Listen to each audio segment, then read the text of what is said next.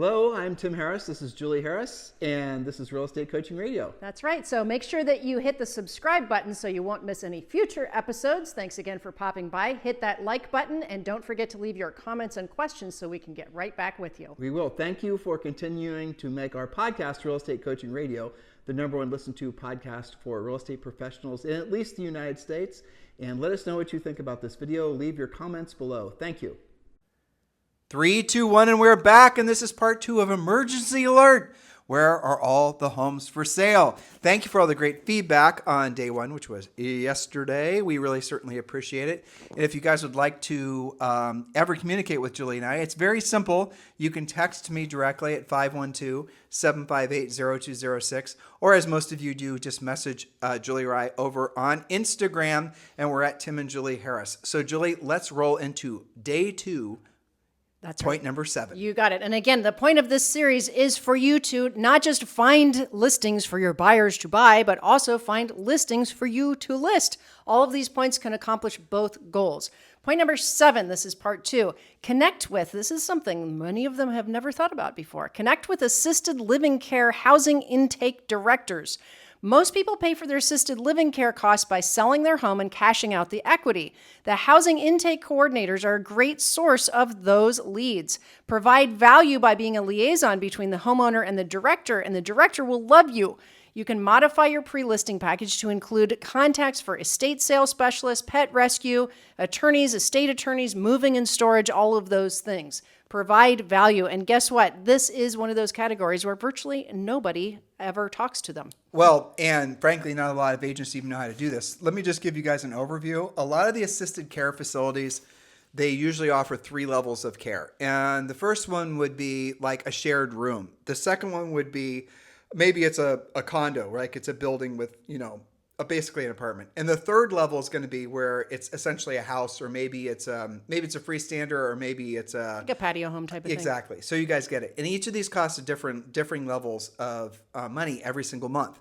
And most of, like Julie, I remember when Julie's grandparents were going into a place called, what was it called? Faradine in Ohio. Right, Faradine in Ohio. And one of the things that they did, very smart couple, the Fultzes were, yes, is they sold their house and mostly got rid of almost all their assets before they went in. Why? Because when they showed up at Faradine's doorstep, Faradine did an asset search on them. Faradine asked for copies of all their accounts. Faradine asked how much they were making in Social Security. And based on that, Faradine then could decide what they were going to charge them. You mean they pre-qualified them? They pre-qualified them, right. And so what they had done is, for example, if they had shown up, and I think they ended up in a smaller residential unit, but they started out in a freestander, didn't they? So when they showed up, if they had a bunch of assets, let's say they showed up, we want to live in that particular unit, the whole thing, and they did an asset, essentially a profile on them, Faradine would have, and they saw that they had a house, they had a vacation house, they had an account with all this money. What Faradine was going to do, what they would have done, and how these places make money, is they would have taken those assets. They would have said, based on what you want, you can afford this. This is how much it's going to cost per month. And those places, guys, are really freaking expensive. For the nice ones are, yeah.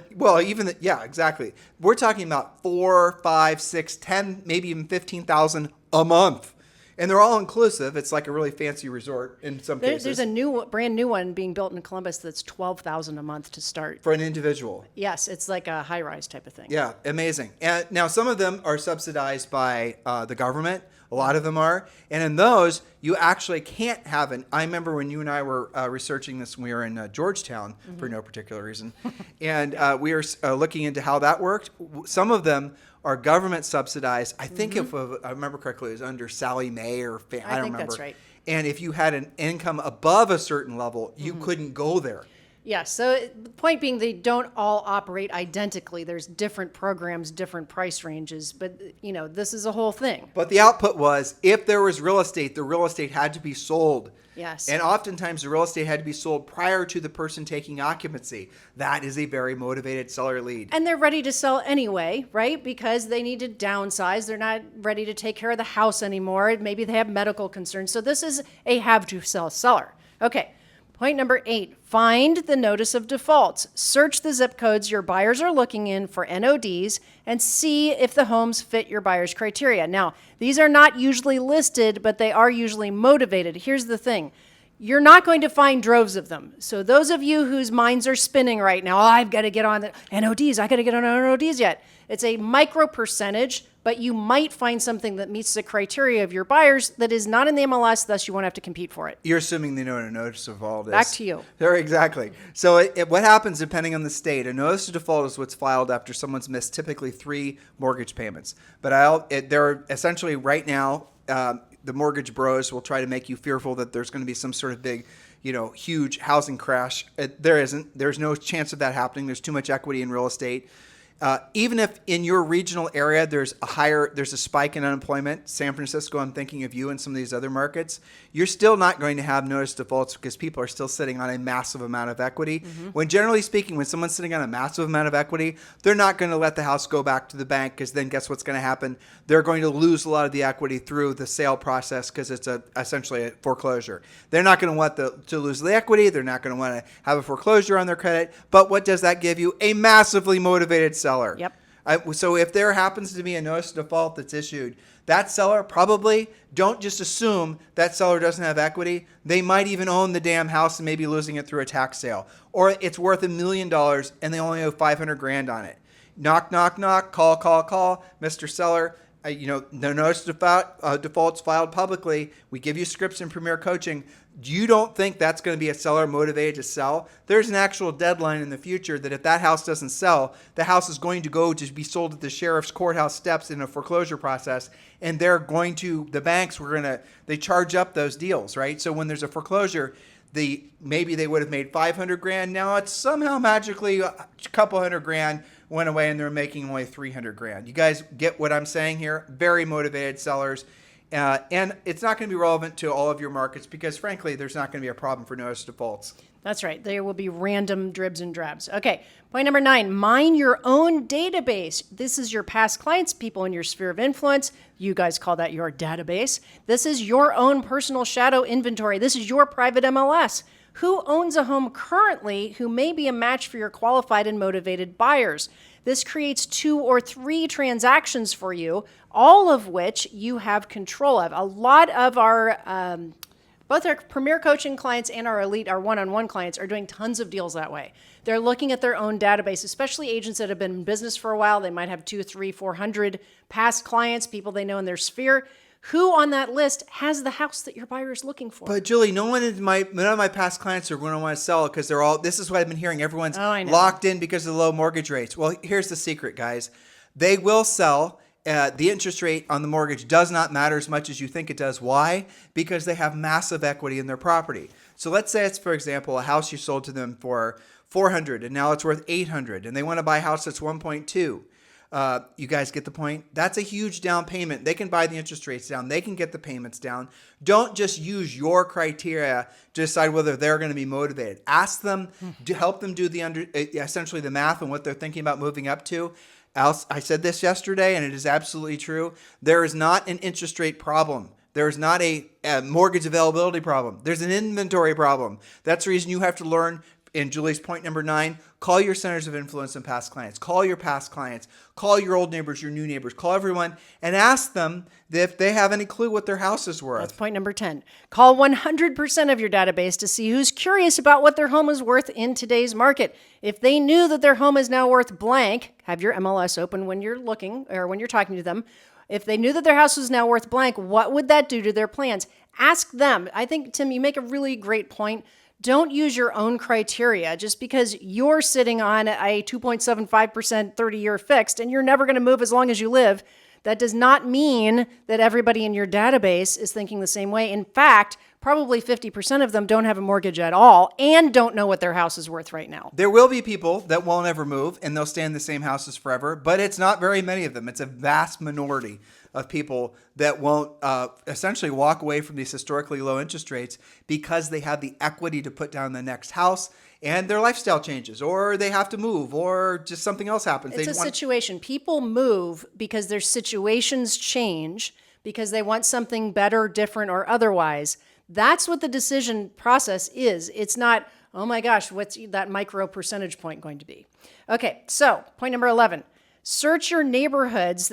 By your neighborhoods, I mean where your buyers are looking in for, and even if you don't have a buyer, you should be searching for half-done flips. The cost of building materials and labor has increased dramatically. Which flippers are feeling the pinch? Certain buyers may be willing to purchase the home and finish it themselves, or at least get in contract pending the finishing of the project. We talked about that yesterday when dealing with wholesalers and investors, so make sure you lean into those points from yesterday. Point number 12. Point number 12, condo or apartment conversions. There are still new or newer neighborhoods or buildings which have been rentals but are now becoming resales. So find out what those are and how they're selling. They're probably not in the MLS. So here's an example. Julie and I are limited partners in two condo developments, one in DC and the other in Austin. I think the one in Austin's 30 units. I honestly don't remember. Mm-hmm. And the original premise of these was, well, we'll see whether we're going to rent these out or whether we're going to sell them when the construction is done. And now, because the numbers have changed, they're definitely going to be resold. Yep. Same thing for the DC project. Mm-hmm. So you might have had somebody who started out as building an apartment complex, but they built them in such a way, firewalls, everything is deeded separately, that it could have been flipped to become a condo complex or something. Here's what really might surprise you, and this is true in LA a lot of times. You might find an apartment building that could be made into condos. And so you got to be thinking out of the box, and you got to be thinking about how to create your own inventory. Yeah, wouldn't it be nice to go list a building that has 30 units that all could be made into condos? And yes, someone might need to spend some money to get it all legally passed through, but if the numbers make sense, the numbers make sense. That's right. And now, how do you find those? You can do it, not very efficiently, driving around and, keeping your eyes open. But two other sources. One is you can pull building permits. That's public record. You can find out. That's for stuff under construction, right? So if someone has pulled building permits, I'm thinking about California. Sure. You have to be pulling permits and going through all kinds of studies, sometimes years in advance before building a new home. But yeah, you can go and get the building. This is going to be kind of advanced for many of you. I get that. Yeah. But frankly, if you're in a marketplace that's really inventory constrained, then get advanced. Get advanced. You better. Yeah, and the other one is title agents, because they're closing it somewhere. The title agents will know who's converting, as well as the investors. Okay, number 13, you knew it was coming. Expired listings, recent expireds, older expireds, really older expireds. You probably can get them their price in today's market. Offer to provide a new comparative market analysis and see what it does to their plans. Okay, couple little advanced coaching bits on this. Call the expireds from the first half of 2020 when COVID hit, because a lot of them, if they haven't put the houses for sale, have no clue that the house went up by probably double since COVID. Number 2 is when you're wanting to know how to get expired information, the worst thing you can do is try to pull it yourself. The smartest thing you can do is subscribe to RedX, and they'll do all that research for you. Guys, if Julie and I were to ever get back to selling real estate, ordering a subscription and becoming a RedX customer would be job number 1, because it makes it so you can just focus on having the meaningful, proactive lead generation conversations with the sellers. They do all the homework. RedX does all the homework for you, finds all the phone numbers for you, gets you all the information on the home, and then you call up using our scripts, using our conversation outlines, and then you set pre-qualified listing appointments, and you're off to the races. It's that simple. Text the word RED, R-E-D, to 47372. Text the word RED, R-E-D, to 47372. Point number 14. Point number 14, related to expireds, are the for sale by owners, or what we lovingly call unrepresented sellers, especially if they are older than 2 weeks on the market and still haven't sold. So for sale by owners, why would somebody do that? Go ahead. Sorry. So the point is that the for sale by owners script, at the end of the day, you'll be shocked how frequently the for sale by owners are actually just putting their homes for sale because they don't know a real estate agent. And, I didn't tell you the story. This is hilarious. He listens to the podcast too. So I have a coaching client on Wednesday. Okay. And I won't use his name because he didn't tell me I could. And by the way, yes, Julie has now 3 spots available if you guys are interested in being privately coached by Julie. She is selective. She is expensive. But if this is something you're ready to step up to, you can text me directly at 512-758-0206, and we'll have a conversation about whether you're a fit for Julie, whether she's a fit for you. 512-758-0206. Okay. Yes. So this coaching client, he goes to the local Home Depot. It may have been Lowe's. Who cares? Yes. You know what I'm about to say. He puts, and of course it's spring. So they went, every year they put out the little end caps, which is for sale by owner signs, pins, all Stakes, the little for sale by owner kit for $39 or whatever. So he actually puts a little card, a whole bunch of them, on the actual end cap. I don't remember what it said, but in essence it said, don't do it if you're thinking about for sale by. Okay, yeah. Now here's what happened. Okay, so just listen to this whole story. I love this. It's a little complicated, but it's funny. Okay. So then he said he's driving down the street. He sees this for sale by owner sign in a yard. He said he turns his car around. He's in Michigan. He turns his car around, goes, knocks on the door. The seller opens the door. And then the seller, he said, I'm so-and-so and da-da-da-da. Yeah. I saw your house is for sale. As you're probably aware, we work with a lot of buyers in your area. And I always like to keep myself apprised of the homes for sale. And then he goes, wait a second. And then he goes and pulls the card that he had stapled or clipped to the end cap at the Home Depot and said, is this you? Yes. He listed the house on the spot. That's Why awesome. did the seller FSBO in the first place? Because his wife wanted to try FSBOing and because they did not know a real estate agent. True That's story. Right. That kind of thing happens. But why did that happen to him? Because he was proactive in two places, right? Number one, he knows, and you're right. I mean, we've actually heard real conversations that way. That was our last point, Tim. We don't have to do all of them. Okay, I'm reading your mind. Yeah, so yes, you points. and I, when we lived in Georgetown, we were buying paint or something at Home Depot, and we overheard that exact thing in the for sale by owner aisle, where it was like husband and wife arguing about how long they were going to do it. Well, I want to do it for one weekend. I don't want to give up all my weekends to open houses. And it was back and forth. People do not, here's the thing, agents think that for sale by owners have this big, long thought process about they're going to do this and they're going to sell it themselves and this is what they're all about. That's very rarely true. Well, there's another time, you mentioned Georgetown. We were sitting in that cute little restaurant, and within earshot, there was we surmised this is what the makeup was. It was three people. It was a mom, a daughter, and her husband. And the husband was the one who wanted it for sale by owner. And we listened to him in his very boastful voice talk about how he's going to sell the house himself and they're going to save all this money. And you could just kind of look over at the ladies. They're like, oh, God, this guy again. But yeah. What you would have heard had you been sitting there and no, we didn't sell real estate. Otherwise, we would have said something to them. Yep. Is what you would have heard is it was all about him wanting to be right. It was just him wanting to basically, his ego. He wanted to prove to his wife and his mother-in-law that he actually sell the house and whatever. Once you get it clear in your head that if most sellers, Mr. Seller, listen, here's a script, pay attention. Let's go through 3 more points. Okay. Mr. Seller, listen, there's no doubt in my mind that you could sell this property yourself. It is in fantastic condition. I mean, maybe it's just good condition, so you say good condition, right? You've done a great job marketing. You've priced it correctly. There's no question in my mind, Mr. For Sale by Owner, you can sell this house. But let me ask you a real quick question. If I could bring a buyer by, or when I bring a buyer by that wants to buy the house, pay cash, no financing issues, no appraisal issues, no issues whatsoever. This is the very buyer you've been hoping for. And, Mr. Seller, the check I hand you at closing meets or significantly exceeds the amount of money you'd be able to get selling it yourself. In other words, I take care of all the liability. I take care of all the hassle.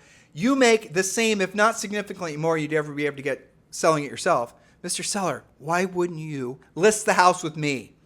Okay? I just gave you a script. By the way, you want to know how Julie and I sold over 100 homes our first year in business when we were in our early 20s and looked like we were in our teens? That's how. Julie and I went to FSBOs. That's what we said. We made that script up ourselves.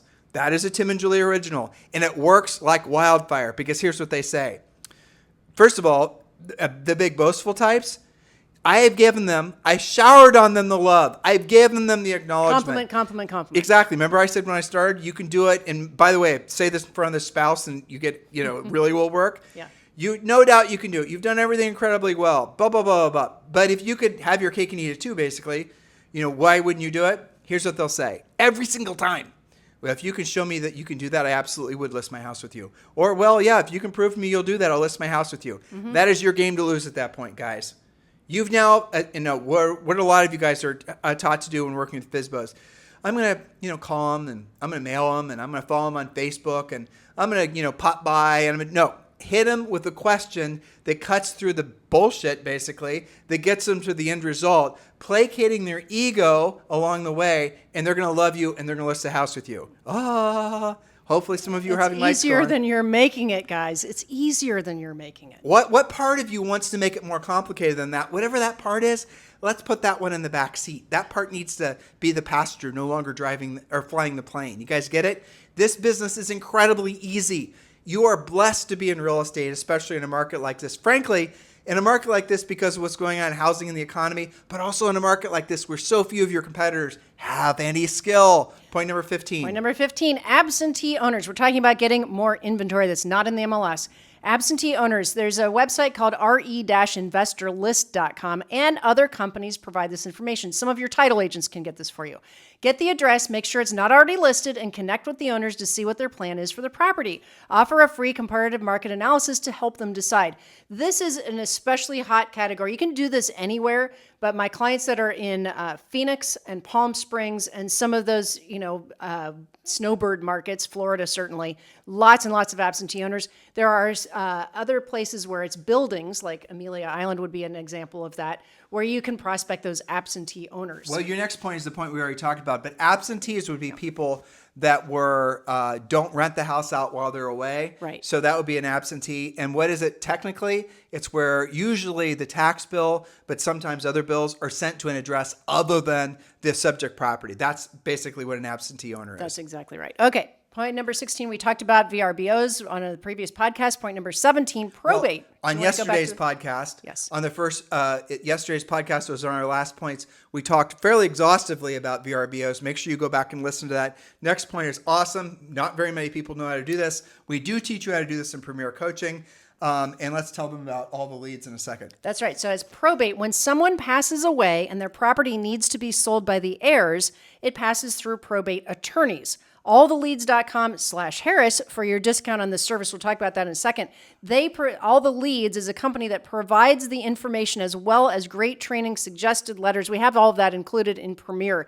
So probate, another example of a motivated seller. If the heirs are not going to buy it or inherit it or keep the property, which oftentimes they won't, then it's going to have to be sold. So probate and probate attorneys are a great resource of motivated sellers. And it's an emotionless sale. So for those of you who are very rigid about being analytical and you really are uncomfortable with having sort of emotion-based conversations, which you kind of have to learn how to do if you're going to work in the retail of anything, because everybody buys things emotionally, well, probate's calling your name. I mean, frankly, probate and probably absentee or VRBOs, because that is a very, spreadsheet conversation. For rent by owners, I put in there. Exactly. But probate is if you work probate well, just go to alltheleads.com/Harris. But if you work probate well, you'll have maybe 3 or 4 probate attorney relationships, and they will send you a steady stream of incredibly motivated sellers. No emotional conversation. House just needs to be sold. Point number 18. Number 18, garage and estate sales. Yes, that's right. They are back, and they're quite effective at identifying the next listing in the neighborhood. Facebook Marketplace is also a great way to connect with people cleaning house before they get ready to sell. These are people who are pre-listing. They're cleaning the house out. They're organizing their estate selling, garage selling, all of that kind of stuff. I watched one of our friends here in Dorado. I knew that she was going to move because I saw everything she was putting on Facebook Marketplace. Yeah. And it was like every day you could tell, okay, today I'm going to clean the kitchen out. They moved to Chicago, those people? Yes, exactly. Yeah. But didn't I tell you like 6 months before, I bet you they're getting ready to move because every day it was a different room worth of stuff that they were putting up. Also, coaching client Tammy in Northern Virginia, she was buying furniture for her farm, basically her farmhouse, which needed Adirondack chairs. Found somebody on Facebook Marketplace who happened to be a great connection who had the exact house that one of her buyers wanted to buy. So yes, that does absolutely work. Guys, there's 10 more points, but frankly, Julie and I are out of breath. So we're going to have all of you guys that are in Premier Coaching, obviously. It's not just a list like we're presenting to you today, but it's actual drilled down, uncovering all the little nuanced approaches to all these different sources of listing leads. I hope you're realizing that there is never, ever a shortage of homes for sale. There's a shortage of agents that know how to actually find the homes for sale. Yeah. If you want to move past the quagmire that so many of your fellow agents are experiencing right now, you're going to have to learn to do what you don't want to do. When you don't want to do it at the highest level, And it's not that hard. By the way, we just gave you a whole bunch of sources. And like I said, that's not even the complete list. There's 23 on this list. That are not just your MLS. I tell, especially our more experienced agents, they are more addicted to the MLS.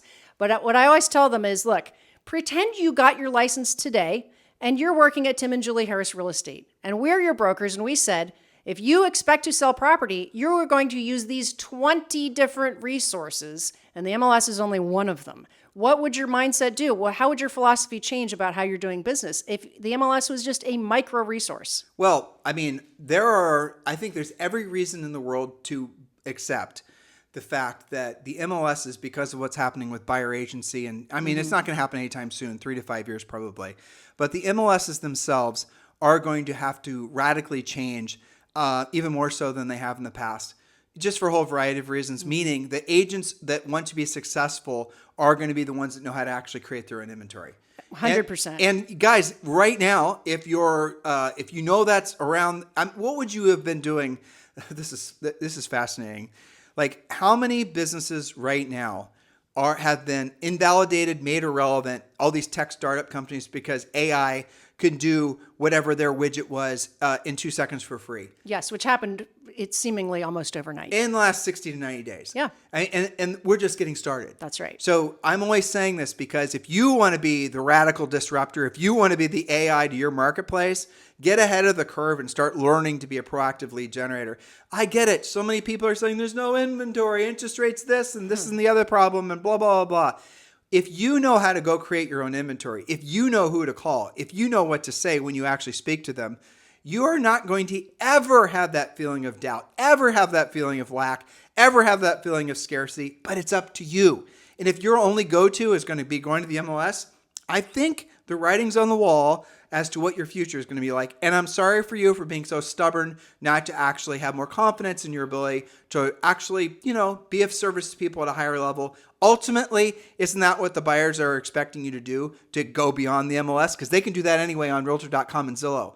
Aren't your sellers expecting you to go beyond, if they have a house that they want to buy, and actually do more work than just going to the MLS? Are you getting the point? Those of you who are just going to still try to do the laziest thing you possibly can, you're not going to be in the business. There's just no two ways about it. It's already happening. So compare these two facts.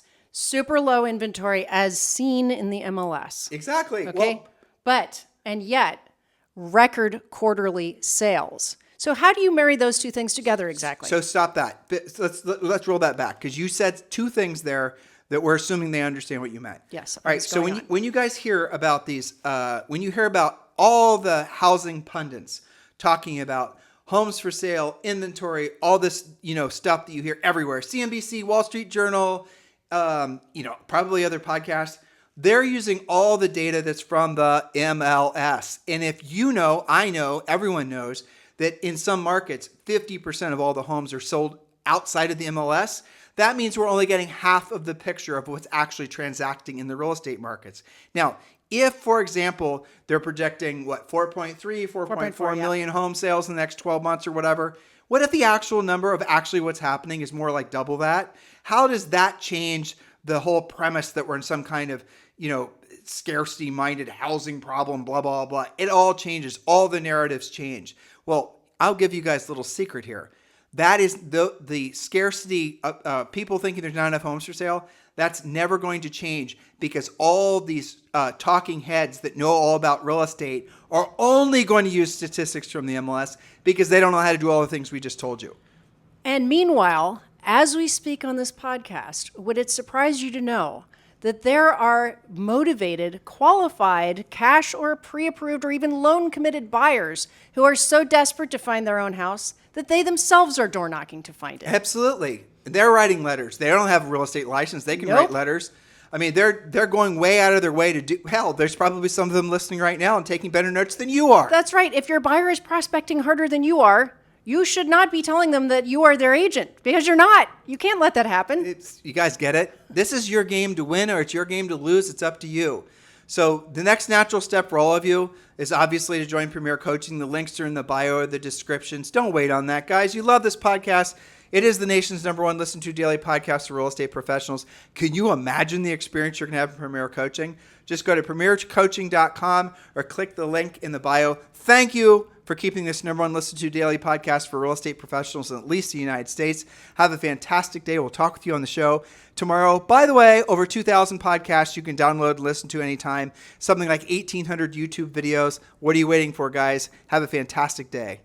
Hello, thank you for having watched this video. Please remember to subscribe to our YouTube channel. That's right, and don't forget to hit that like button, leave your comments and questions below, and we will get right back with you. Thank you for watching this video, and remember to watch the next one. You're going to love that one.